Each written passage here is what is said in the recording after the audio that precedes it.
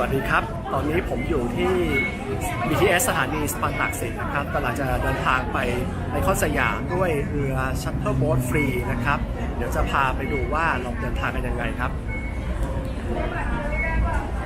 ก็เราออกที่ทางออก2นะครับ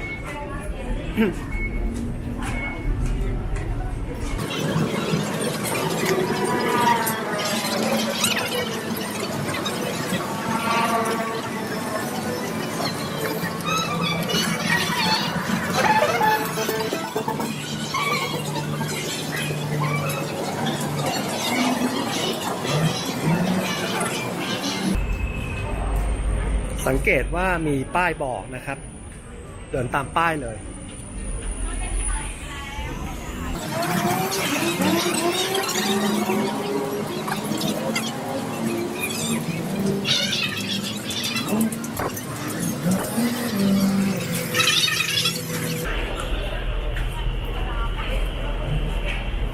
คิวยาวนิดหนึ่งนะครับเดี๋ยวเรารอกันครับตอนนี้เรือมาแล้วนะครับก็ใช้เวลายืนรอเรือประมาณ15นาทีครับมีเจ้าที่ดูแลคิวอย่างดีนะครับแล้วก็วันนี้คนเยอะฮะประมาณวัน6 โมงเย็นของวันอังคารนะครับก็เดี๋ยวจะขึ้นเรือกันแล้วครับ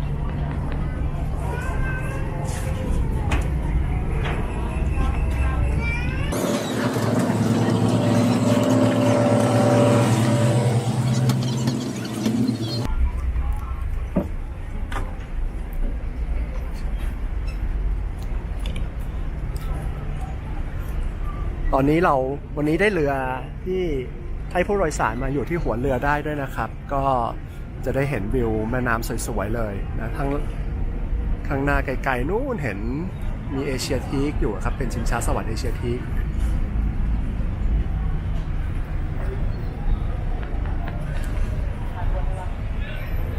นี่นะครับอยู่ที่หัวเรือนะครับรอเรือออกแล้วเดี๋ยวจะให้ดูวิวข้างทางนะครับไปจนถึงไอคอนสยามเลยครับตอนนี้เรือออกแล้วนะครับ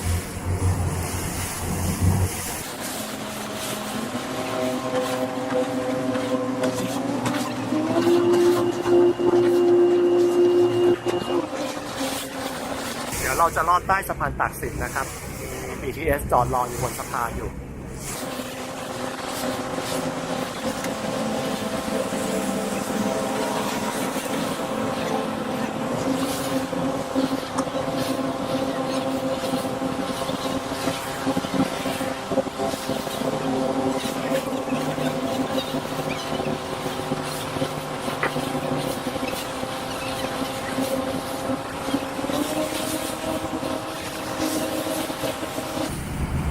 เห็นไอคอนสยามอยู่ข้างหน้าแล้วนะครับ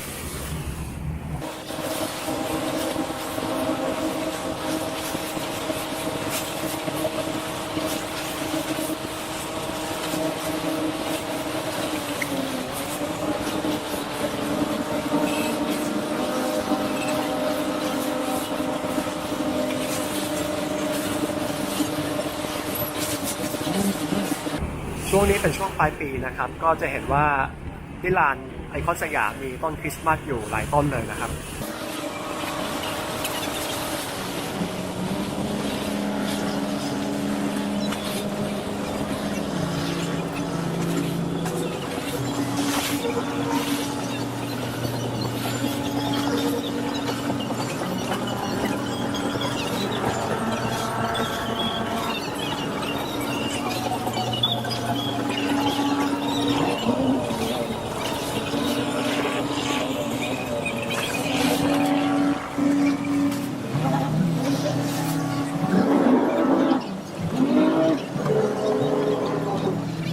ครับเรือเทียบท่าเรียบร้อยแล้วนะครับใช้เวลาเดินทางจากท่าเรือที่สะพานตากสินถึงไอคอนสยามประมาณ7 นาทีฮะ